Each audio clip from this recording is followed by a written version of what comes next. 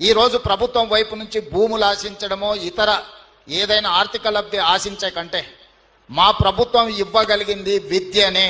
విద్య ఒక్కటే మీ జీవితాలను మారుస్తుంది. విద్య ఒక్కటే మీ తల్లిదండ్రులను ఆత్మ గౌరవంతో తలెత్తుకునే విధంగా ఈ సమాజంలో నిలబెడుతుంది. విద్య రాని వాడు వింత పశువు అని ఎప్పుడో పెద్దలు చెప్పారు. ఈరోజు ఈ సమాజంతో పోటీ పడాలి అనంటే, ఈ సమాజంలో అభివృద్ధి చెందిన పౌరులుగా మీకు గుర్తింపు రావాలి అనంటే మీరు విద్యలో రాణించాలి. అందుకే ఈరోజు విద్యనే ప్రథమ ప్రాధాన్యత కింద మా ప్రభుత్వం తీసుకొని ముందుకెళ్తుంది. Education is my top priority.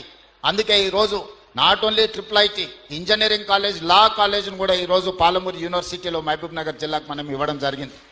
ఇవే కాదు, ఈచ్ అసెంబ్లీ కాన్స్టిట్యున్సీలో young India integrated residential schools with 25 acres campus we are going to spend 200 crores for each educational institute.